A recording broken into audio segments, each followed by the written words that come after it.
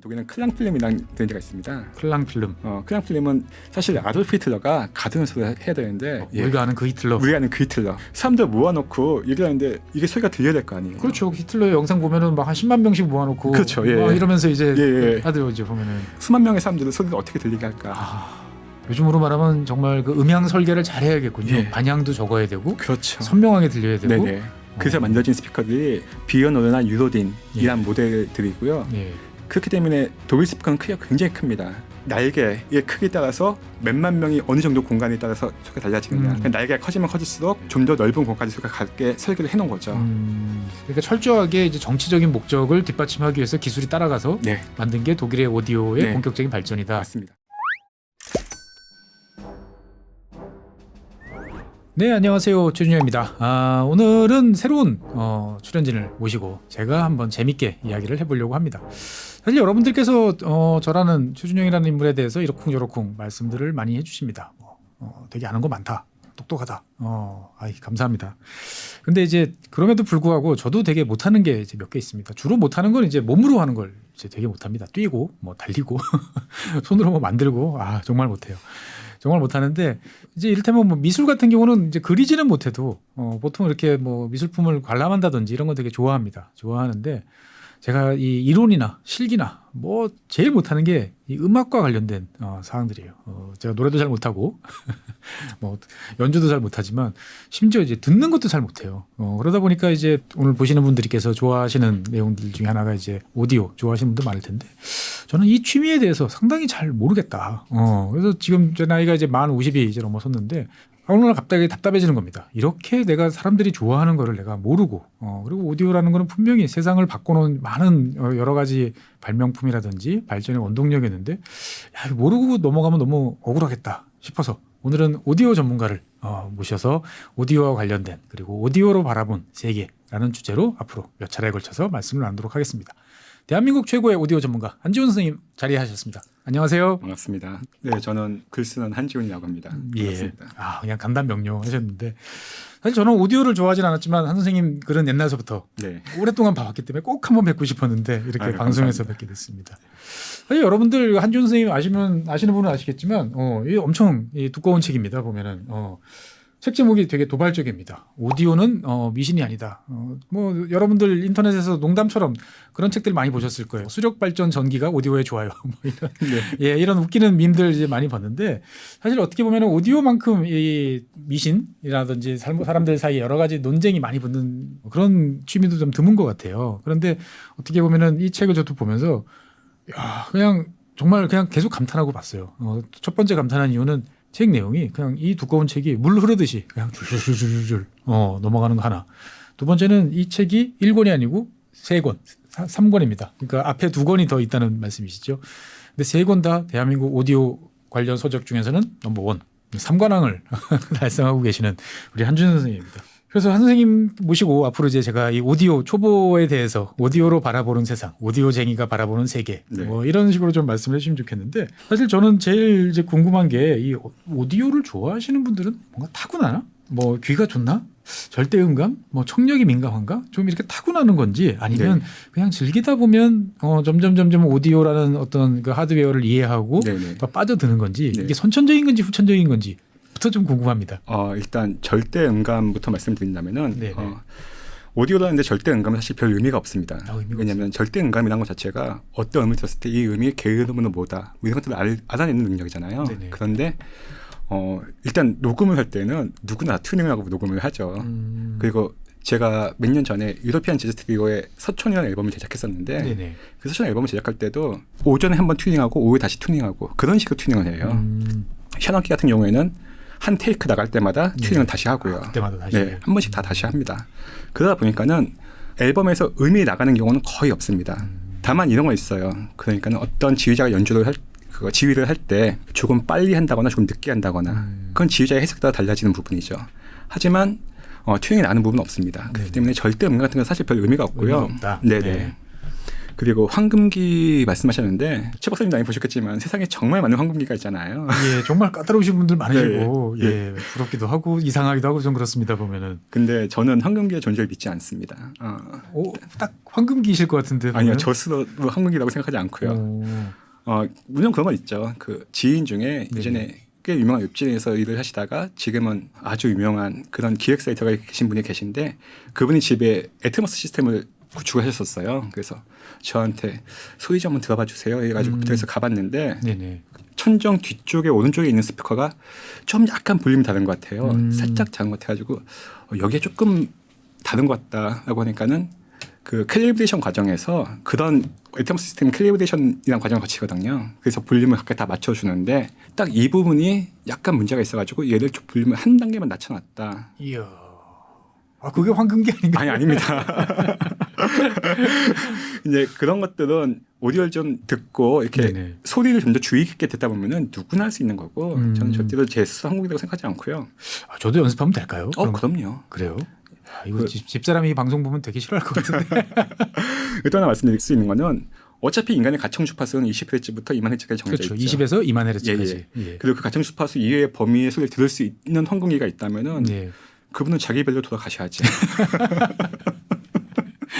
그렇죠. 옛날에 저희 뭐 소머즈 이런 그렇죠. 시대에서 제 생각이 나는데. 그리고 또 하나는 인간의 귀는 다른 기관과 달리 태어나면서부터 노화가 시작된다고 해요. 이거는 정확한 말인지 모르겠지만 제가 듣기는 그렇게 들었습니다. 그러니까 이제 나이가 먹을수록 조금 이렇게 높은 소리가 잘 안 들린다고 그러잖아요. 그렇죠. 바로 그겁니다. 그건 자연스러운 노화의 과정이다. 예. 예를 들면은 60대와 30대 중에서는 30대가 좀 더 높은 주파수의 소리를 들을 수가 있죠. 그리고 10대와 30대는 10대가 좀 더 높은 주파수의 소리를 들을 수 있습니다. 네네. 가장 높은 주파수의 소리를 듣는 사람은 아기겠죠. 아기. 예. 그래서 비행기 탈 때 보면은 이륙할 때 애기들 울잖아요. 엄청 거의 백발백중이죠. 네네. 그게 바로 그런 이유 때문이라고 합니다. 비행기 이륙 소음이나 이런 것들이 훨씬 더 민감하게 들리는 거군요. 그 성인들한테는 안 들리는 소리가 그 갓난 애기들한테는 그렇게 들리기 때문에 그렇다고 하더라고요. 그러면은 결국 그 내가 한 나이 40쯤에 잘 나한테 맞춰준 세팅을 해놓은 오디오도 시간이 지나면 뭔가 나한테는 안 맞는 것 같고 뭔가 부자연스럽고 그러면 또 바꾸고. 그렇죠. 그러니까는 이런 경우가 있는데요. 지금 연세가 있으신 분들 60대이신 분들 그분들 오디오 시스템을 들어보면은 약간 고음역이 약간 세게 뻗쳐나오는 그런 느낌이 들을 때가 있어요. 근데 저한테는 그게 뻗쳐나오는데 그분들한테는 그 대역의 소리가 안 들리거든요. 그러니까는 그 대역의 소리가 작게 안 들리거나 작게 들리니까는 자꾸 잡아서 이제 그거를 그렇죠. 그래서 그런 스피커 쓰시는 거죠. 그러면 참 그게 어떻게 보면 사람 입맛이랑 되게 비슷하군요. 우리가 맞습니다. 나이 드신 분들은 젓갈 좋아하고 매우고 짜고 점점 짜지죠. 예, 정말 좋아했던 백반집 그런데 가보면 오늘부터 짜진다 싶으면 되게 서글퍼져요. 그렇죠. 이분이 이제 노화가 본격적으로 되시는구나. 네, 맞습니다. 귀도 똑같구나. 그 한 선생님 같은 경우는 어릴 때부터 집에 오디오가 이렇게 막 풍성하게 많으셔가지고 이 오디오에 이렇게 접하게 되신 건가요? 아니면 커서 어떤 계기가 따로 있으셨나요? 이게 계기가 있는데요. 저희 작은 삼촌께서 그 사시는 동네에서는 나름 유명한 한량이셨어요. 한량. 세상에 제일 부러운 한량. 근데 그 작은 삼촌이 하루는 씩씩거리면서 나 떼인 돈 받으러 간다 하시면서 나가시더라고요. 돈 받으러 떼인 돈 받아드립니다. 그런데 몇 시간 있다 오시던데 이상한 기계랑 장롱을 들고 오셨어요. 그렇죠. 근데 그 이상한 기계가 나중에 알고 보니까 맥킨토시 MC275라는 앰프였고 그 현물로 받아오셨군요. 장롱이 탄노이 오토그라프라는 스피커였습니다. 탄노이 그거 되게 비싼 거 아닌가요? 맞습니다. 그 당시에는 그게 집 한 채 값이었죠. 예나 지금이나 스피커는 그 들으려면 집이 필요하거든요.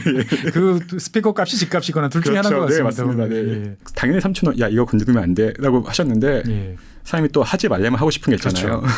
그래서 그거를 거기서 제가 그 킹 크림슨의 1집 In the Cult of the Crimson King 앨범을 듣는데 그 앨범의 A면 마지막 트랙이 에피탑이라는 곡이에요. 근데 제가 그걸 굉장히 좋아하는데 그 곡을 듣다가 눈물이 막 주저나는 거예요. 그러니까 소리도 감동을 준다는 것을 처음 느꼈죠.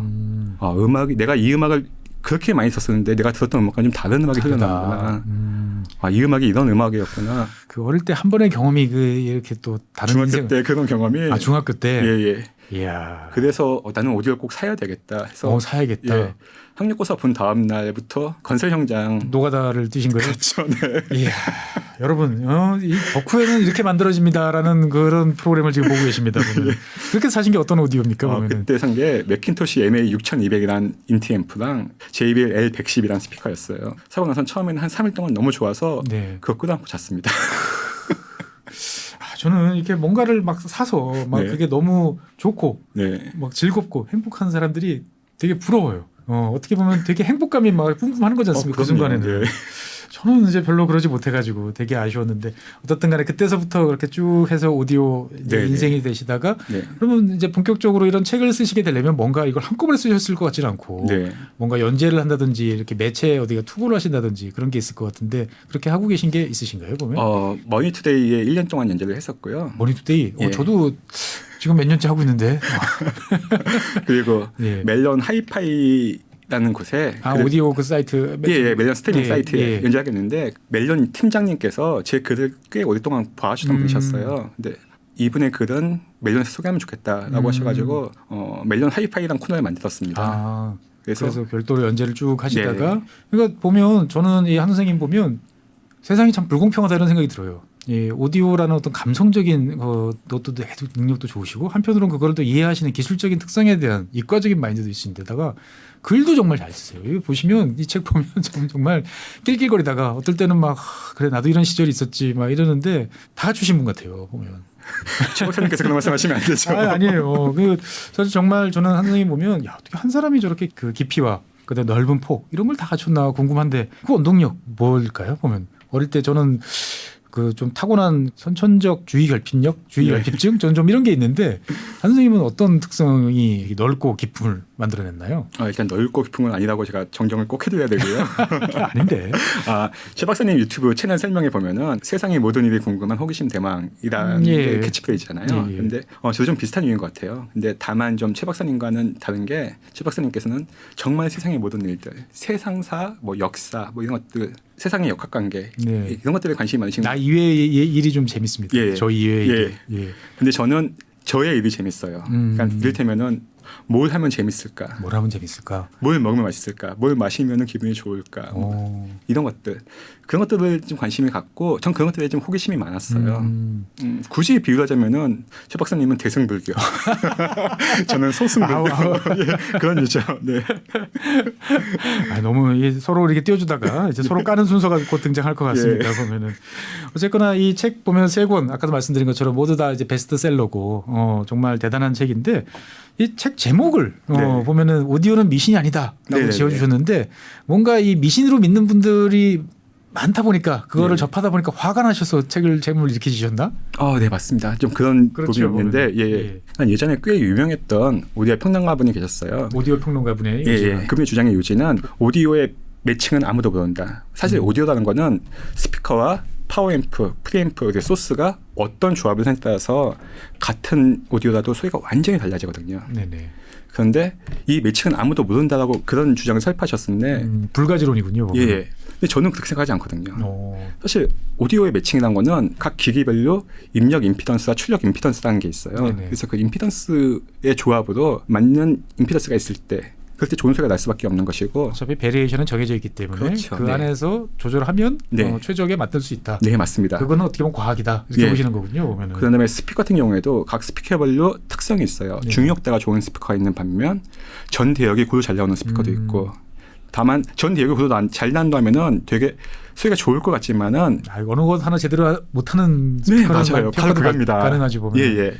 그러니까 어떤 장르나 B뿔 이상의 소리는 나지만은 A뿔은 나올 수 없는 그런 스피커가 그런 유의 스피커들이죠. 그런데 일단 저는 그런 거에 대해서 이건 과학의 영역인데 라고 말씀을 좀 드리고 싶었고 어떤 동호인께서 50년대 진공관에는 50년대의 공기가 담겨 있어서 그 시대 정치를 느낄 수 있겠다.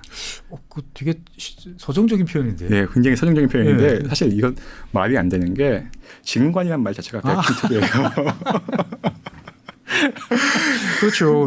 진공관이죠. 공기가 들어있으면 아니죠. 공기가 들어있으면은 바꿔야죠. 동작 못하죠. 근데 그 평론가께서 그렇게 생각할 수도 있겠습니다. 난 이렇게 얘기한다는 거는 그 공학적인 백그라운드가 전혀 없다는 의미라고 생각할 수가 있는데 저는 오디오가 그런 식으로 매도되는 게 별로 원하지 않았어요. 그러니까 이를테면은 이제 그런 일이 있었습니다. 하드디스크를 뭐 어떤 걸 쓰면은 뭐 하드디스크를 연결하는 케이블이 SATA 네. 케이블을 어떤 걸 쓰면 소리가 더 좋아진다. 예, 예. 그래서 은사타 케이블 같은 거 만들고 했었거든요. 네, 뭐 케이블 뭐 요만큼에 뭐 100만 원 뭐 메타당 뭐 이런 거 보면 저로서는 막 야 냉장고 한 대 값이야. 그런데 그건 디지털에 대한 기본적인 개념에 대한 이해만 있으면은 그건 정말로 말이 안 되는 게 예. 데이터의 무결성을 정면으로 침해하는 거거든요. 그러니까 이거는 무슨 얘기냐면은 제가 쓴 글이 좋은 케이블에 연결한다면은 비싼 하드디스크에 연결한다면은 노벨 문학상을 받을 수 있는 글이랑 똑같은 의미예요. 그렇죠. 디지털이란 건 뭐 그런 예, 데이터 무결성이라는 거를 정면으로 위배하는 그런 내용이거든요. 네네. 그래서 그런 것들 좀 바로잡고 싶었습니다. 그러니까 어떻게 보면 한 선생님께서는 오디오라는 것들은 사람의 감각을 즐겁게 해주는 네. 여러 가지 우리가 듣는 청력을 관련되는 이 기기지만 철저하게 과학과 기술의 영역인 네. 거고 우리는 네. 거기서 최적의 조합을 찾아내가는 그 네. 과정 자체를 즐긴다 이런 네, 맞습니다. 이제 마인드로 제가 이해를 하시면 되겠군요. 네. 보면은. 근데 하지만 어떻든간에 저는 저도 뭐 책 번역도 해보고 네네. 좀 써보기도 했지만 이 책이 이제 1등에 올라가서 주구장창 이렇게 베스트셀러를 간다는 거는 보통 능력이 아니세요 보면 제가 봤을 때. 글을 정말 잘 쓰세요 보면. 그런 게 있습니다. 그러니까는 그건 실제로는 제가 두 번째 책이 나왔을 때 그 알라딘 베스트셀러 1, 2위가 제 책이었고 저 책이 나왔을 때는 1, 2, 3위가 제 1, 2, 책이었어요. 3위가 다 예. 근데 세상에 좀 가까이 하고 싶지 않은 그런 사람들이 어떤 류의 사람이냐면은 그런 사람들이에요. 그러니까 굉장히 똑똑하고 얼굴은 뭐 신뢰를 주거나 잘생기는 그런 얼굴을 가졌는데 심지어 성격도 좋아요. 전 그런 사람들 너무 싫어하거든요. 엄친아들. 예, 인간미가 없잖아요. 그런 분들 여기도 한 분 계시잖아요. 아닙니다. 저는 이 되게 매일매일 고민하고 좌절하면서 이제 하루하루를 허덕이는 평범한 사람입니다. 저처럼 아무것도 가지지 못한 사람들은 뭔가 하나를 특별히 잘하거나 아니면은 잘하는 것도 없다면 성격이라도 좋아야 돼요. 그래야 세상을 살 수가 있습니다. 그렇다면은 뭘 해야 될까? 글을 좀 더 신경을 써야 되겠다. 라고 해서 그랬을 때 저는 남들보다 자료조사를 굉장히 철저하게 하는 편입니다. 그래서 철저히 하고 그 다음에 뭐 최 박사님도 논문을 쓰셨으니까는 주어 서술의 구조가 굉장히 명확한 것만으로도 글은 되게 읽기가 쉬워지죠. 그렇죠. 예, 다음에 간결체로 쓰면 글이 쉬워지고 그런 원칙을 지켜가면서 글을 쓰는 것뿐입니다. 선생님 책은 책 자체도 그렇지만 이제 페이스북이나 이제 블로그를 통해서도 접하실 수 있을 텐데 보면 일상에서 그냥 가볍게 쓰시는 글도 되게 아주 유려하게 정치하게 아주 잘 쓰시는 이제 그런 특성이다 보니까 한번 찾아서 보시면 좋을 것 같고 자 이제 본격적으로 좀 이제 오디오 때문에 네. 이제 모셨으니까 오디오 관련된 질문과 관련된 건데 네네. 정말 이 문외한으로서 제일 궁금한 게 이 보통 남자들 패가망신하기 좋은 취미 그러면 네. 카메라, 오디오, 자동차 뭐 보통 이렇게 이제 꼽죠 보면 네. 그 중에 하나가 오디오에 있는데 제일 궁금한 건 비싼 오디오가 정말 좋은 소리 있고 똑같습니까 보면 이렇게 생각하면 되나요? 일단 패가망신하는 취미에 대해서는 예. 제가 수십 년째 오디오를 하고 있는 걸 보면 패가망신하는 취미는 아닌 것 같고요. 이런 예를 들면 좋을 것 같은데요. 제가 알기로는 역삼동에 있는 조선팰리스의 중식당 거기 짜장면이 우리나라에서 제일 비싼 짜장면입니다. 얼마입니까 짜장면이? 제가 먹었을 때 57,000원인가 했었어요. 부가세 포함해서 57,000원. 예. 야 여러분 오늘 새로운 지식을 하나 얻으시고 가는 겁니다. 짜장면 한 그릇에 57,000원. 여러분도 한번 도전해 보시면 좋을 것 근데 같습니다. 재래시장 같은 데 가보면 그 짜장면 4,000원, 짬뽕 5,000원, 현금가. 그렇죠. 현금가 4,000원. 예, 시장 가면 뭐 먹을만 합니다 보면. 예, 그거 굉장히 먹을만 하거든요. 예. 근데 짜장면이랑 카테고리로 봤을 때는 그 57,000원 짜장면이나 현금가 4,000원짜리 짜장면이랑 같은 짜장면이에요. 그렇죠. 하지만 가격은 굉장히 차이가 많이 나죠. 물론 많은 분들이 비싼 짜장면이 좋다고 생각하고 그걸 드실 수도 있겠지만은 꼭 그런 것만은 아니에요. 왜냐하면 저처럼 시장 짜장면이 맛있다고 하는 저는 입맛이 굉장히 싸구려라서 시장 짜장면이 맛있다고 생각하는 사람도 있어요. 아닐 것 같은데 음식도 되게 고급화 좋아하실 것 같은데 보면은. 근데 얼마나 비싼가요? 보통 오디오를 한번 내가 마음에 정말 우리 말해서 돈 XX 한번 해보자. 예. 라고 해서 한번 이제 꾸미자. 예. 라고 해보면 어느 정도 단위까지 올라갈 수 있나요 보면? 일단 요즘의 하이엔드 가장 비싼 오디오가 FM 어쿠스틱스나 아니면 골드문트라는 회사의 제품을 얘기하는데 그 시스템을 제 플래그십 모델로 풀 시스템 갖춘다면은 서울의 아파트 한 채 값 정도? 9평 아파트 한 대 값이면 한 12억, 13억 정도? 보다 조금 더 가겠죠. 더 써야 됩니까? 예. 한 15억 정도는 써야 이제 그러면 기본한다 이렇게. 한 20억 정도는. 20억. 아니 그러면 그 20억짜리 오디오 앞에 이렇게 딱 앉아서 소리를 들으면 네. 정말 행복감이 밀려오는 그런 느낌이 막 들어가나 막 이런 생각이 막 드는데요 보면. 그렇다면 그 소리가 과연 좋은 소리일까? 일단 좋은 소리에 대해서 이야기한다면 좋은 소리가 뭔지에 대한 정의부터 내야 될 것 같아요. 좋은 소리. 되게 막상 생각해 보니까 어렵다는 느낌이 드네요. 정의하기가. 그게 왜 그러냐면은 좋다는 감정은 정성적인 데이터잖아요. 그렇죠. 근데 이걸 평가하기 위해서는 정량적인 데이터가 되어야 돼요. 그렇죠. 네. 평가를 해야 이게 좋다 나쁘다 나오니까. 정량적인 데이터가 나와야 줄을 세울 수가 있으니까요. 예. 그렇다면은 제 기준에서의 좋은 소리는 녹음 현장에서의 소리를 그대로 재현하는 것. 다시 말해서 소스에 있는 소리를 그대로 재현하는 소리가 저한테는 좋은 소리예요. 현장 재현력 100%. 네네. 이게 제일 좋은 소리다. 네네. 뭐 당연할 것 같은데 또 그게 쉽지 않겠군요. 그거 쉬운 일 아닙니다. 예. 근데 이렇게 되려면은 일단 기기의 정기적인 특성. 예를 들면은 신호대 잡음비나 아니면 뭐 재생 주파수 대역. 점점 어려워집니다, 여러분. 주파수 응답 특성, 뭐 외율, 출력, 댐핑 팩터 뭐 이런 지표들이 있어요. 이거는 굳이 오디오에만 쓰는 건 아니고 일반적인 기기에 다 쓸 수 있는 그런 지표들인데 이런 것들이 좋아야 되고 실제로 비싼 기기들이 이런 것들이 좋긴 합니다. 굳이 오디오 브랜드로 얘기를 한다면은 바우어스 앤 윌킨스, 가 그 BMW 지금 카오디오 들은 게 바우어스 앤 윌킨스. 그렇게 말씀하시니까 뭔가 이해가 좀 됩니다 보면은. 오디오는 사람들이 그냥 BMW라고 얘기를 하거든요. 모니터 계열 스피커나 앰프는 프리캐스트라는 앰프가 있는데 그것처럼 프로용 하이엔드 앰프들이 이런 성능들이 굉장히 좋아요. 지금 딱 이 조합이 세계적으로 굉장히 유명하고 우리나라에도 지사가 있는 사운드 미러라는 레코딩 스튜디오의 모니터 시스템이 딱 이 조합입니다. 거의 이렇게 표준화된 어떻게 보면 딱 검증돼 있는. 네네. 근데 오히려 이런 소리를 안 좋아하는 분들이 훨씬 더 많습니다. 무슨 얘기냐면은 인간미가 없어서 그런가? 네. 소리를 좀 더 감미롭게 그리고 아름답게 꾸민 소리를 좋아하는 분들이 훨씬 더 많아요.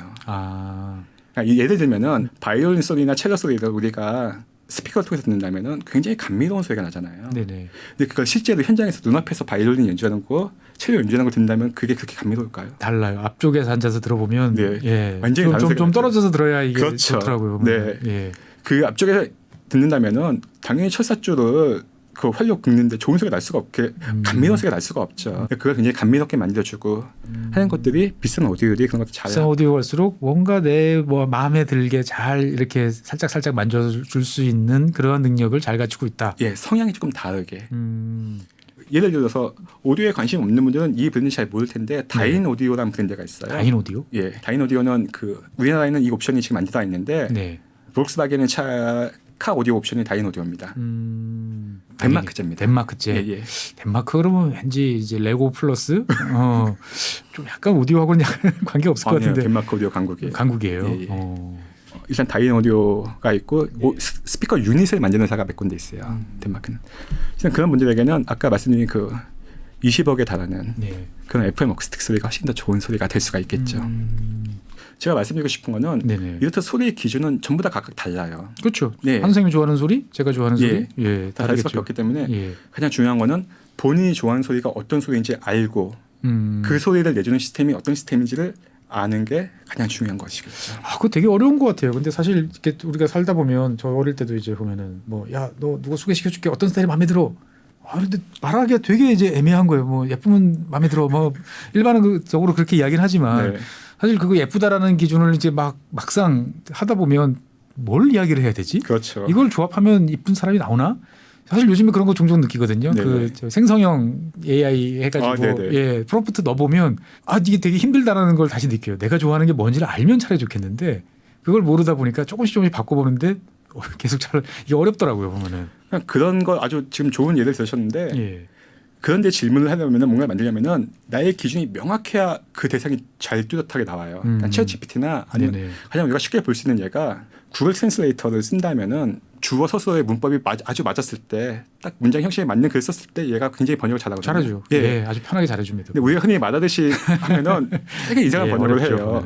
오디오도 마찬가지입니다. 내가 원하는 조건을 알아야 되는데 근데 어떤 스피커가 어떤 소리가 나는지 알 수가 없잖아요. 그렇죠. 가장 좋은 거는 일단 좀 경험을 좀 하다 보면은 대충 이 회사의 제품은 이런 경향으로 가는구나. 나랑 잘 맞아. 저희 회사 제품 저런 경향으로 가는구나. 그런 좀 회사마다의 경향이 있습니다.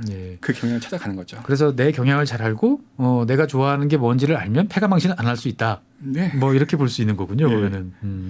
그리고 또 패가망신을 한다는 하기 어렵다는 것 중에 하나가 오디오라는 게 일단 처음에는 자본이 들어가는 건 맞아요. 아까 15억, 20억. 그건 신품인데 대부분의 오디오를 하시는 분들은 이미 감가상각이 다 진행돼서 더 이상 감가상각이 떨어지지 않는 그런 오디오를 쓰십니다. 물론 아까 그 골드문트 같은 것들은 어떤 오디오든 이건 분명히 오디오뿐만이 아니라 대부분의 사치제는 처음 샀을 때 감가상각이 굉장히 크죠. 그렇죠. 그 대표적인 게 차로 비교하자면은 맥라렌의 맥라렌이나 이런 것들은 사자마자 사자마자 일단 1억 가고 시작한 차들이니까요. 그렇죠.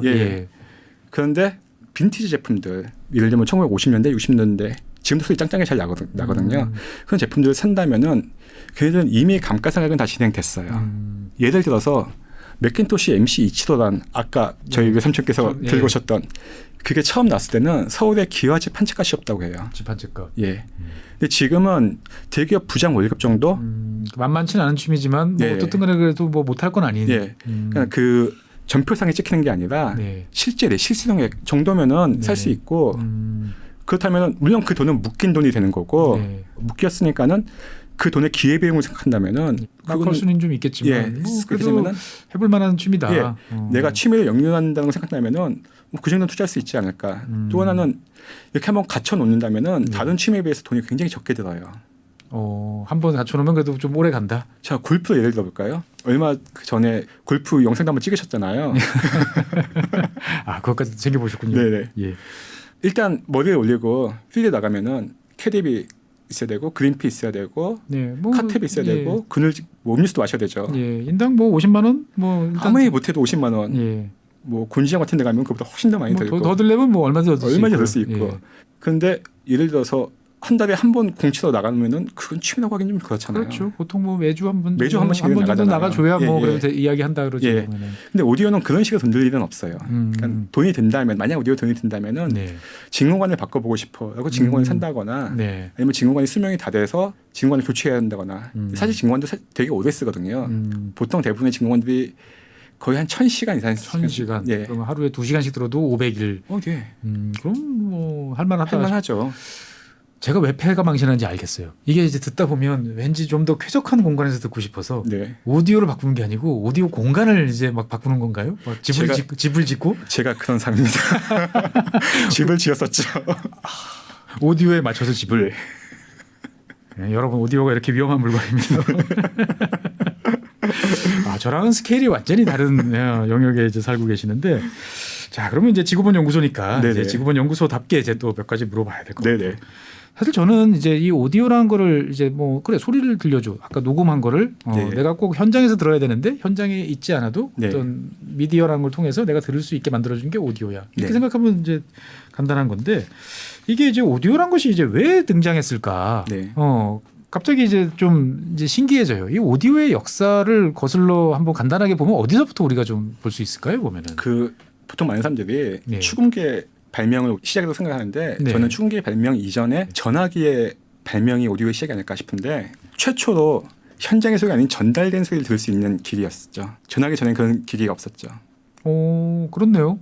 예, 그 전에는 해봐야 모르스 보니까 그거는 그냥 소리가 아니었죠. 소리가 아니죠. 그냥 신호죠. 그렇죠, 신호고. 이거야 저기 전화기가 처음으로 사람의 목소리를 전기로 바꿔가지고 전기 신호로 바꿔가지고 다시 재생하는. 맞습니다. 그게 오디오군요, 보면은. 예. 그러니까 예를 들면은 전화기는 송화기와 수화기로 구성이 되어 있잖아요. 그렇죠. 그거는 뭐 옛날 윌리엄 벨 처음 나왔을 때는 지금 똑같죠.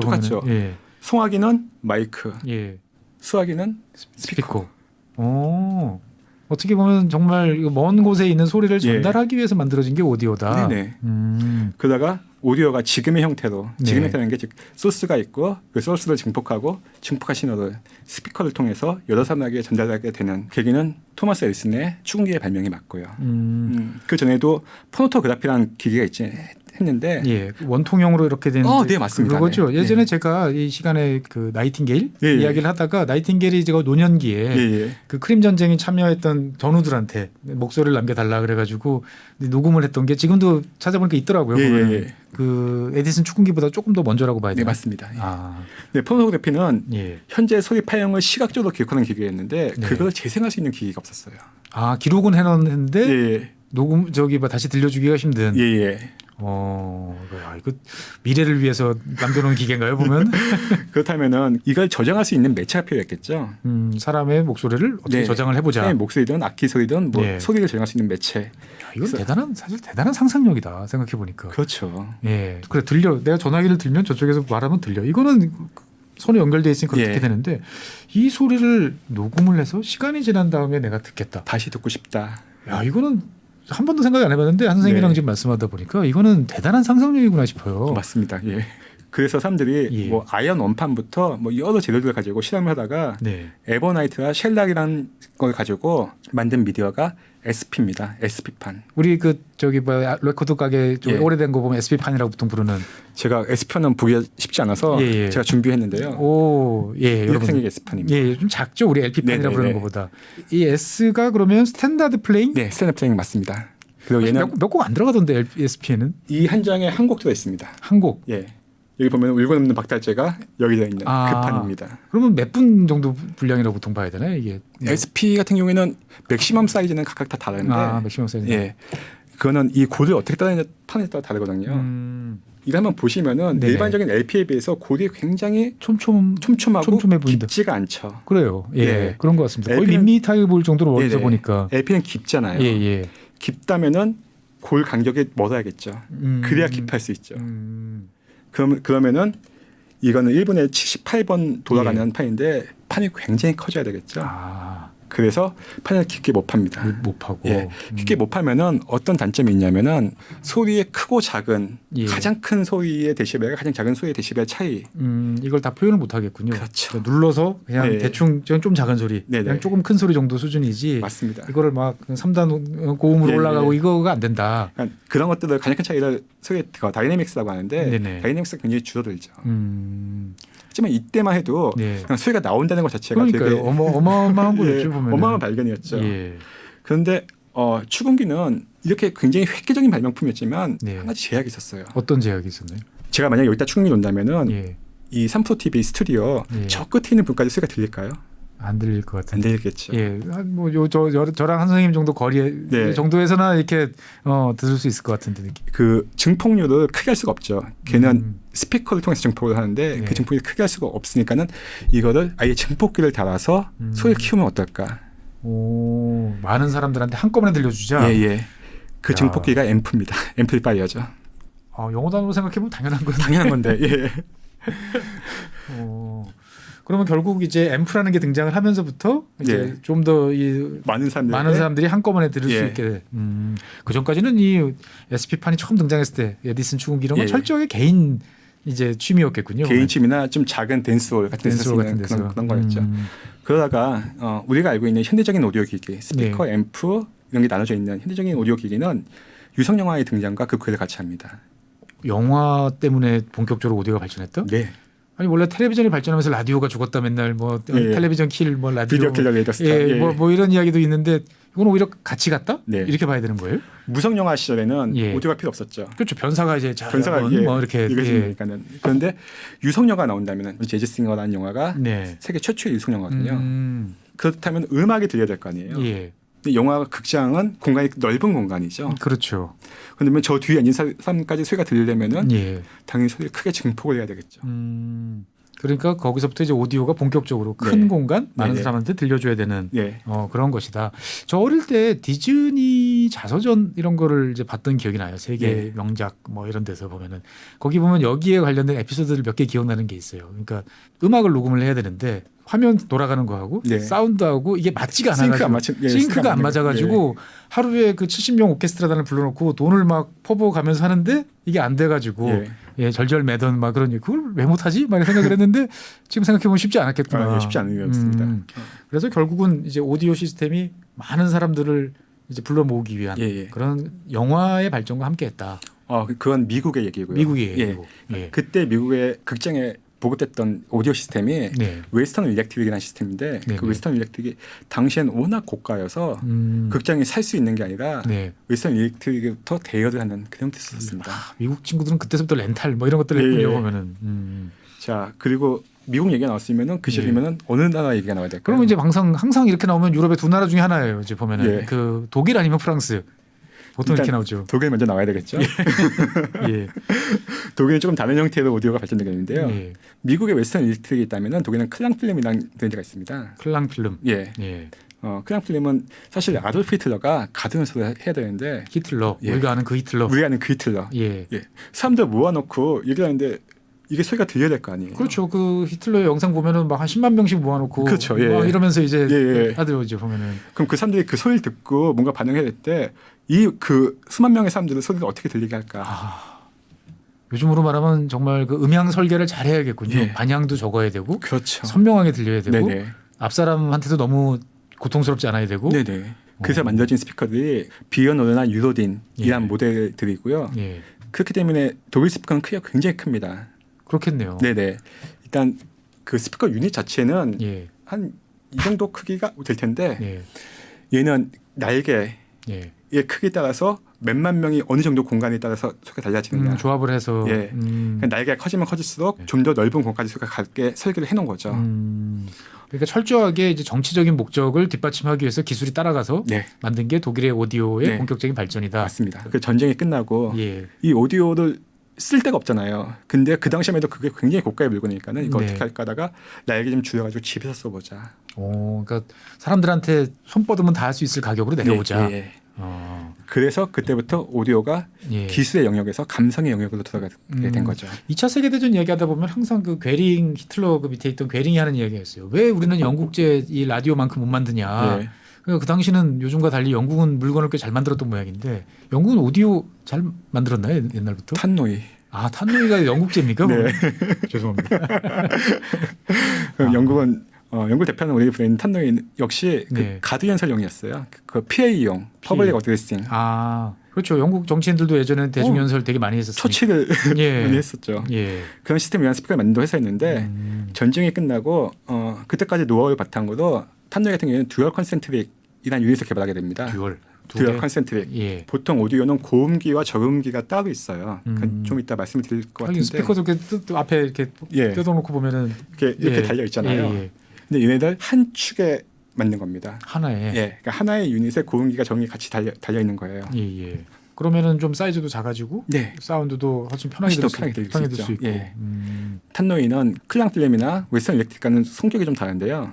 초기에 탄노이 유닛의 모델 이름에는 그 모니터라는 이름이 붙었어요. 그러니까 모니터 블랙, 모니터 실버, 모니터 레드, 모니터 골드 이런 식으로 이름이 붙었었는데 주로 스튜디오에서 사용하는 그런. 네, 맞습니다. 산업용으로 주로 만들었군요. 크긴 작아진 대신 해상도는 일단 클랑필 이런 거에 비해서 월등하게 좋아졌죠. 날카로운 소리가 잘 들릴 것 같은 왠지 그런 느낌인데 보면은. 이거 말씀을 드릴 수 있는 게 영국에서 가장 유명한 레코딩 스튜디오 하면 떠오르는 데가 어딜까요? 저는 모릅니다. 비틀즈의 앨범에 오늘 완전히 밟히고 있습니다. 비틀즈의 앨범 제목이기도 하죠. 에비로드. 에비로드가 원래는 스튜디오 이름이에요. 스튜디오 이름이에요? 비틀즈의 에비로드 판 보면은 거기가 제가 좋아하는 곡들이 꽤 많이 들어있거든요. 뭐 Something도 에비로드 들어있고 Here Comes the Sun, Come Together가 아마 에비로드 판의 타이틀곡이었을 겁니다. 그런데 이 에비로드 스튜디오가 비틀즈가 녹음하던 스튜디오였는데 여기가 탄노이를 썼어요. 그러니까는 비틀즈 우리가 듣는 비틀즈 음악의 소리는 탄노이 소리를 통해서 모니터한 그런 소리다. 한 얘기죠. 참 이게 또 다 이렇게 연결이 되는군요. 재미있는 거는 탄노이는 유닛과 인클로저, 그러니까 스피커 통을 인클로저라고 하는데요. 이걸 따로 팔았습니다. 그러니까 지금 우리 상식으로서는 좀 이해가 안 되잖아요. 이해가 되는데. 근데 그럴 수밖에 없는 게 집 크기가 각기 다 다르잖아요. 통은 알아서 인클로저 네가 알아서 만들어 봐라. 그러니까 12인치나 15인치를 만들어 줄 테니까는 너희 집에 맞는 통을 써라. 그런 개념이었죠. 어떻게 보면 되게 맞춤형일 것 같기도 하고. 굉장히 합리적인 거일 수도 있죠. 스스로 뭔가 뚱땅거리는 문화가 있는 곳에서는 오히려 재밌을 건데 대한민국에서는 안 맞을 것 같은데.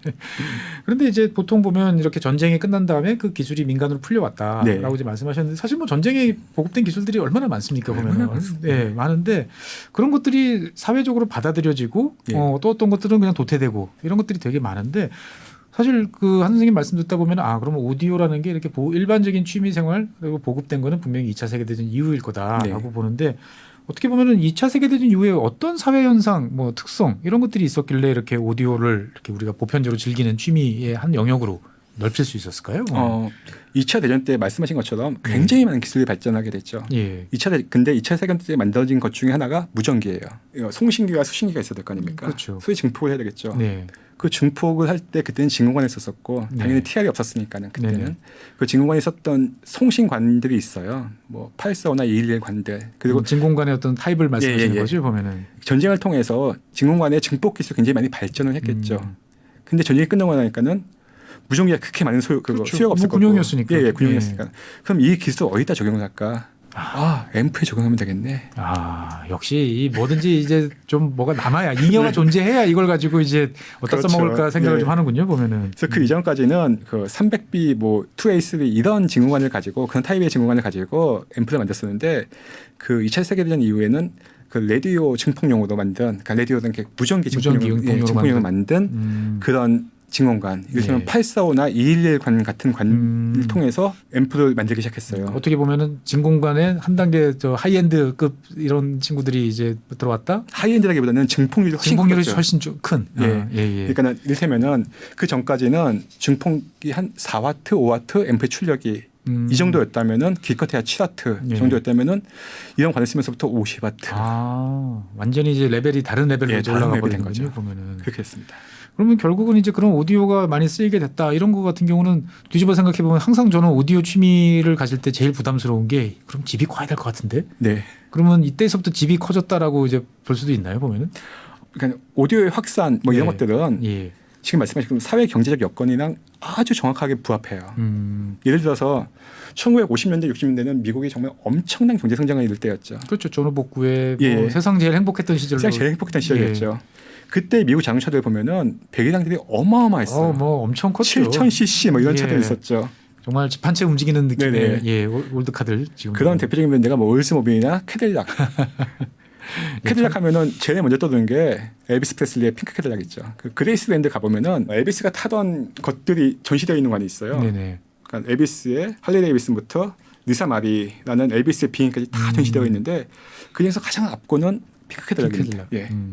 그냥 그런 식으로 부가 넘쳐나던 시절이었는데 오디오도 마찬가지예요. 그때 미국의 오디오는 정말로 크고 요즘 말로 하면 가슴이 웅장해지는 1950년대 미국의 오디오는 웅장해지는 가슴이 웅장해지는 그런 소리가 납니다. 그 대표적인 브랜드가 JBL, 알텍. 제가 아는 이름들이 등장합니다. 보면. 그다음에 일렉트로 보이스, EV라고 하죠. 그런 브랜드들이 있고 재밌는 거는 JBL과 알텍은 원래는 웨스턴 일렉트릭이 있었어요. 한 회사. 그런데 웨스턴 일렉트릭에서 전쟁 후에 독과점 분리법 때문에 회사를 요즘 말로 하면 계열 분리를 해야 되는. 미국은 뭐 20세기 들어서 계속 그 독점을 극단적으로 싫어하다 보니까. 그렇죠, 네네. 그래서 알텍과 JBL로 달라지게 됐죠. 그러면 이제 1950년대부터 60년대까지가 미국의 어떤 보면 제일 행복했던, 경제적으로 인택했던 시절이다라고 하면 빼놓을 수 없는 게 이제 시대를 뛰어넘으면 1980년대. 일본도 보면은 그에 못지않은 일본 땅을 다 팔면 뭐 세계 땅을 다 산다. 뭐 일본 황궁터를 팔면 미국 뭐 LA를 다 사고도 남는다. 뭐 이제 이런 이야기 있었는데 일본도 오디오가 그러면 한 1980년대부터 이렇게 쫙 보급이 되고 막 활발해졌다 이렇게 볼 수 있나요? 정말 예리하시네요. 그 버블 경제 시절 그 전 세계 웨스턴 일렉트릭의 95%는 일본에 있었다는 말이 있을 정도였어요. 웨스턴 일렉트릭이 만든 하이엔드 오디오의 95%는 다 일본에 있다. 저기 뭐 버블 때 그 인상파 유명한 작품들은 온 일본 다 걸려 있잖아요. 지금도 시골에 가보아도 막 시골 동네 그 미술관에도 걸려 있잖아요. 오디오 마찬가지예요. 그 잘하셨는데 알텍 A4라는 스피커가 있어요. 알텍 A4. 실제로 보면 굉장히 큽니다. 스피커 크기가 2m가 넘어요. 2m가 넘는 100인치 텔레비전 정도 사이즈다. 뭐 이렇게 보면 높이도 2.5m 정도 되고요. 이야. 그걸 집에다 틀어놓는다고요, 보면? 근데 그게 막 5성급 호텔 이런 데가 아니라 저 홋카이도 같은 데 가면은 아주 작은 그냥 녹화할 수 있는 그런 호텔도 있잖아요. 그런데 로비에 뜬금없이 그런 스피커들이 있어요. 지금도 있나요? 지금도 있습니다. 야, 이게 알면 아시는 분한테는 이게 여기 왜 있어, 너가 막 이제 이런 건데 모르면 저 같은 경우는 저게 스피커인가 신경도 안 쓰일 텐데. 그건 정말 스피커처럼 안 보여요. 너무 커서. 야, 그러니까 정말 잘 살던 이제 그러한 시절이었는데 그 이후로 30년 동안 이제 계속 잃어버린 30년 하고 있는데 그러면 그 오디오 기기들은 어떻게 되나요? 그렇게 다 욕한 어디 한 켠에 이렇게 먼지 쌓이고 있나요? 아니면 그 일본의 잃어버린 30년이 시작될 때 어느 나라가 발전하기 시작했나요? 대한민국이죠. 그 오디오들이 우리나라로 건너오기 시작했습니다. 중고로 해가지고. 그래서 지금도 전 세계에서 가장 많은 웨스턴 일렉트릭 오디오 시스템을 가지고 계신 분은 우리나라의 모 기업 회장님이세요. 우리나라 분이 웨스턴 일렉트릭 하이엔드 오디오를 제일 많이 가지고 계시다. 제일 많이 갖고 계십니다. 어느 분인지 되게 궁금하지만 굳이 안 밝히시는 걸로 봐서는 저도 안 밝히겠습니다. 그러다가 몇 년 전부터 급격하게 부가 축적되고 있는 나라들이 동남아에 군데 있죠. 뭐 동남아 아니면 우리 옆 나라 중국, 뭐 베트남 지금 그쪽으로 넘어가고 있습니다. 내가 이제 사람들이 다 이렇게 본 건 있어가지고 이렇게 뭔가 내가 잘 살게 됐어. 그러면 집 키우고 네. 그 집을 키우면 거기다가 이제 오디오 시스템 한 조 이렇게 들어놓고 그렇죠. 그림도 이렇게 큰 거 이제 하나 좀 해놓고 싶고 다 똑같군요 보면은. 네. 그러면 지금까지 이제 어떻게 보면은 경제 사회 시스템에 맞춰서 오디오 시스템이 전 세계적으로 이렇게 보급되는. 그리고 참이 그 웨스턴 일렉트릭 오디오들은 참 기구하다 운명이 좀 그런 생각도 좀 드네요. 그럴 수도 있죠. 예, 수십 년 동안 여기저기 계속 팔려가는데. 네. 그러면 이 어떻게 보면은 웨스턴 일렉트릭이든 누구든 결국은 다 돈 벌려고 이 오디오라는 기기를 만들어서 파는 업체들이잖아요. 네. 그러면 이 오디오 산업을 이끄는 나라는 어느 나라인가요? 제가 얼핏 생각해 보면 이거 왠지 유럽 쪽인 것 같은데 계속 지금 미국 쪽 회사들 이야기가 많이 나오고 네. 되게 좋다라는 말씀해 주신 걸로 봤을 때는 미국인가? 막 궁금한데 이게 지금 어느 나라가 이 오디오에서는 키왕짱이다 이렇게 이야기를 할 수 있나요? 보면 일단 사실 하이엔드 오디오 그런 것들은 우리가 생각하는 것보다 시장 규모가 아주 작아요. 작습니까? 작습니다. 예를 들어서 골룸투나 FM 워크식스 같은 아까 말씀드렸던 그런 엄청난 고가의 하이엔드 시스템은 전 세계에서 우리나라가 가장 많이 팔리는 나라예요. 여러분 자부심을 가지셔도 됩니다. 대한민국이 가장 하이엔드 오디오 시스템이 많이 팔린다. 뭐 유럽 대륙에서 팔리는 벤츠 S클래스만큼이 한국에서 팔리고 네네. 세계에서 네 번째로 포르쉐가 많이 팔리는. 그렇죠. 역시 오디오도 같이 가는군요. 보면은. 몇 개나 팔려요 근데? 코로나 이전에 1년에 한 20조 정도 대한민국에서 팔리는 게 이게 세계에 제일 많이 팔리는 거. 그럼 전 세계적으로 봤을 때 얼마나 몇 개나 팔까 생각하면 100 단위가 안 될 것 같다는 안 됩니다. 그리고 이런 하이엔드 오디오가 있는지조차 모르는 사람들이 태반이에요. 그렇죠. 저도 지금 사실 한선님 덕택에 그런 세상이 있구나라는 걸 이제 살짝 알고 있는데 전 세계 사람 중에 알고 있는 사람 글쎄요 정말 없을 것 같은데 별로. 최 박사님은 아시겠지만 제가 얼마 전에 이란에 다녀왔잖아요. 그렇죠. 이란에 가서도 한바탕 또 모험 활극을 또 하시고 오셨다고 제가 얘기 들었습니다. 이란에 갔을 때 제가 묵었던 집이 그 동네에서 굉장한 부잣집이었어요. 각 도시별로 집이 있는. 자기 집이 동네마다 다 있어. 우리 지금 부산에 내 집 하나 있고, 광주에도 하나 있고, 서울에 있고. 그 집이 그러니까 자렌데시라는 곳인데 거기는 그 아프가니스탄에서 가까운 그런 데예요. 고원지대라 덥고 그런데. 근데 지금 이란은 굉장히 더운 날씨잖아요. 그 동네는. 그렇죠. 가뭄도 심하고. 이 친구 그래서 지금은 테헤란에 와 있답니다. 역시 잘 사시는 분들은. 자기 9월달에 그쪽으로 다시 돌아갈 거라고. 그러면 그렇게 잘 사는 이란 분들 집에 오디오는 뭐가 있나요 보면? 그 친구가 저한테 너는 한국에서 무슨 일을 해? 물어봤을 때 나 오디오 평론가요 하니까는 그게 뭔데? 라고 묻는 거예요. 그래서 제가 그 가장 유명한 앰프들을 몇 개 보여주는데 이게 뭐 하는 거야? 라고 물어보더라고요. 무엇에 쓰는 물건인가? 이게 무엇에 쓰는 물건인 거예요. 또 그렇군요. 그 정도 부자일 정도. 그건 물론 이슬람 문화가 그런. 그렇죠. 사실은 그런 거에 대해서 그렇게 어떻게 보면 좀 억제하고 있기도 하지만은 그래도 부자들은 어떻게든 뭔가를 하는데 그 집이 모일 정도면 이 나라 사람들은 잘 모르겠구나 싶은 생각이 들더라고요. 그럼 결국 이제 어떻게 보면 이런 하이엔드에 관한 시스템들은 여전히 이제 미국이 주도한다 이렇게 그냥 이해를 하고 있으면 되나요 보면? 아니요. 하이엔드는 유럽이 주도하고 있습니다. 유럽이 주도하고 있고 하이엔드 대표적인 브랜드는 거의 대부분 스위스, 영국에서 만듭니다. 근데 저는 미국이 주도하고 있다고 말씀드리고 싶은데요. 이유는 그 하이엔드 오디오 시장이 아니라 자율주행 시스템, 자동차 자율주행 시스템이 개발되면서부터 지금 갑자기 헷갈립니다. 보면. 분명히 지금 되게 고가의 좋은 오디오 이야기를 했는데 갑자기 삭막한 자율주행 차와 오디오 지금 이야기로 넘어간 거예요. 보면 이게 연관이 어떻게 되는 거예요? 보면 일단 자율주행 시스템은 가장 대표적인 게 애플카, 구글의 자율주행 시스템 이 정도죠. 그런데 얘네들을 산업으로 본다면 전장산업이라고 얘기를 해요. 전장산업. 근데 이런 전장산업은 당연히 애플카나 자율주행 시스템이 주도하는 미국이 주도하고 있죠. 자동차의 자율주행 시스템만큼은. 그렇죠. 자, 이런 질문 한번 들어볼게요. 삼성전자가 그 몇 년 전에 하만카돈 그룹을 샀잖아요. 하만카돈을 인수했을 때 9조 4천억이나 어마어마한 돈을 썼어요. 그렇죠. 사람들이 스피커 회사 오디오 회사 사는데 이재용 회장님이 오디오를 되게 좋아하시나? 뭐 이런 얘기 되게 많이 했었던 것 같은데 사실 오디오를 좋아하는 분은 이건희 회장님이셨거든요. 그렇죠. 이건희 회장님이 워낙 유명한 오디오 파일이었고 근데 삼성이 그렇다면은 마침 그것과 비슷한 금액이 삼성동 한전부지. 제가 근무하는 회사 바로 맞은편에. 바로 그 뒤쪽 아니에요? 바로 앞쪽입니다. 보면은 지금도 잘 보이고 있습니다. 그 한전부지 샀으면은 가격도 비슷하고 10조 원. 한전부지가 지금 2배로 뛰었다죠. 25조쯤 한다고 그러는데. 삼성전자에 있는 분들이 바보가 아닌다면은 이걸 사는 게 돈 더 번다는 걸 아실 거 아니에요. 사실 되게 궁금했어요.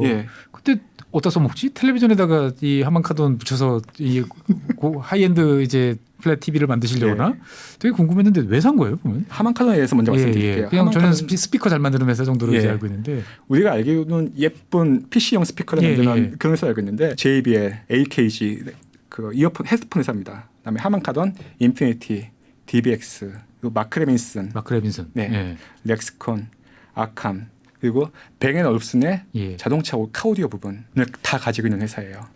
이게 다 하만카돈 다 하만카돈 그룹입니다. 그러니까 자동차에 비하면은 볼kswagen 그룹에 비하면 딱 맞을 것 같은데요. 그렇죠. 볼kswagen이 많은 분들이 골프 팔고 티구안 팔고 뭐 그런 회사 정도. 아니죠. 포르쉐, 뭐 벤틀리, 람보르기니, 뭐 우리가 알만한 사람들 눈 돌아가는 차들 다 보면 폭스바겐 계열이잖아요. 보면은. 심지어 스카니아까지. 뭐 싼 것부터 비싼 것까지 다 갖고 있잖아요. 다 가지고 있는 그런 회사인데 그렇기 때문에 폭스바겐 투아렉, 그다음에 아우디는 Q7, 포르쉐 카이엔, 벤틀리의 벤테이가, 람보르기니 우루스가 전부 다 같은 플랫폼을 써요. 이게 자동차도 넘어간다면은 이를테면은 자 전장 시스템에서 하만카돈은 벤츠의 커맨드 시스템, 다음에 BMW의 아이드라이브. 그것도 하만카돈. 아우디의 MMI. 그러니까 우리가 흔히 말하는 독삼사의 그 시스템 전부 다 하만카돈에서 공급을 해요. 우리가 아는 그 스피커 회사가 전혀 아니에요. 그다음에 제네시스의 DIS도 하만카돈 걸 쓰고요. 자, 이거를 앞으로 자율주행 시스템이 대세가 될 거라는 건 누구나 알고 있는 사실이잖아요. 그런데 이거를 지금부터 시작한다면은 이 기술의 갭을 떨어지는데 얼마나 많은 시간과 자본이 들까요? 그렇죠. 내가 돈 모아서 제가 월급 모아가지고 이제 큰 집 살려고 덤벼드는 거랑 똑같은 거죠. 맞습니다. 보면은 택도 없습니다. 보면은. 그렇다면은 내가 돈이 있다면은 어떤 방법이 가장 좋은 방법일까요? 빌려야죠. 빌려서 그냥 빌려서 일단 사놓고 갚아야죠. 이제 보면은. 삼성은 돈이 있으니까. 내 주머니에서 돈을 꺼내서. 삼성은 돈이 있으니까 그냥 저걸 다 갖춘 회사 그냥 사놓고 하만카돈을 사면 이게 단순한 오디오 회사가 아니고 전장 회사로서. 그렇군요. 이거 오디오라는 게 기본적으로 사람하고 직접 접하는 인터페이스를 다루는 영역이니까 뭔가 독특한 노하우, 그 뭔가 말로 설명 잘 안 되는 그런 것들이 있을 텐데 그냥 그 노하우까지 몽땅 다 기존 고객 플러스 사들였다. 전장 산업이란 게 예를 들면은 카 내비게이션이란 게 우리가 보면 빠른 길 찾기 있잖아요. 그 되게 쉬운 문제라고 생각하지만은 아닌 것 같은데요. 이거 MP 컴플릿 문제입니다. 되게 쉽지 않은 문제인 이거 수학적으로 MP 컴플릿 문제예요. 근데 그거를 되게 잘 플렉서블하게 만든 게 그 내비게이션 시스템이고 그런 것들을 포함하고 있는 게 전장 시스템인데 내비게이션 하도 그렇게 어려운 건데 이런 것들이 다 자율주행 시스템이 되면 얼마나 많은 노하우가 필요하겠어요. 그렇죠. 또 사람이 또 직접 접하니까 까다로운 그런 것들을 다 충족을 시켜줘야 되고 괴팍한 사람들. 그래서 그냥 삼성은 그걸 사버린 거죠. 그래서 뭔가 지금 이제 삼성이 어떻게 보면 단순한 오디오 회사를 산 게 아니고 오디오로 필두되는 여러 가지 그룹 하나를 산업을 산 거죠. 하나를 샀다. 야, 이게 오래간만에 이렇게 그 장시간에 걸쳐서 이야기를 하다 보니까 저는 되게 옛날 생각 많이 납니다. 제가 이제 처음에 옛날 신과 함께 팟캐스트 시절에 맨날 하면은 1시간 반, 2시간 반도 했었는데 간만에 그런 느낌. 저는 아주 즐거웠는데 시청자 여러분들께서는 어떠셨는지 모르겠습니다. 오늘 사실 준비하신 이야기가 이것보다 훨씬 많아요. 굉장히 많죠. 굉장히 많은데 아까 처음에 말씀하신 것처럼 뭐 4박 5일도 할 수 있습니다. 뭐 이렇게 말씀하셨는데 제가 말씀을 신중하게 들었어야 되는데 아무래도 앞으로도 여러 번 모셔서 갖고 계신 거 저희 시청자분들 팬들에게 다 이렇게 털어놓으실 때까지 말씀해 주셔야 될 것 같은데 부탁 좀 드리겠습니다. 알겠습니다. 자, 오늘은 어떻게 보면은 저의 개인적인 팬심 그리고 개인적인 호기심 차원에서 한번 오디오로 바라보는 세계라는 주제로 오디오와 관련된 이런저런 이야기들을 들어봤습니다. 어떻게 보면 당연한 이야기일 것 같기도 하고 다른 한편으로는 신기하다 이런 느낌 참 많이 받았는데 여러분들도 그런 느낌을 좀 받으셨으면 좋겠습니다. 자, 오늘 준비한 사항은 일단은 시간 관계상 여기까지 하고요. 다음번에도 다시 재미있는 오디오 관련되는 여러 가지 흥미로운 이야기 한번 진행해 보도록 하겠습니다. 선생님 장시간 수고 많으셨습니다. 감사합니다. 다음 시간에 다시 찾아뵙도록 하겠습니다. 장 시작 전부터 종료까지 쏟아지는 수많은 뉴스와 정보들. 이 중에서 어떤 것이 투자에 정말 도움이 되는 정보일까요? 3프로의 증시 셔터맨 박근영 마스터가 직접 정보를 선별하고 투자의 힌트를 드립니다. 시간도 아끼고 투자 아이디어도 얻는 시간, 박근영 부장의 마켓 힌트와 함께 하세요. 자세한 사항은 3프로 TV 앱과 홈페이지를 확인하세요.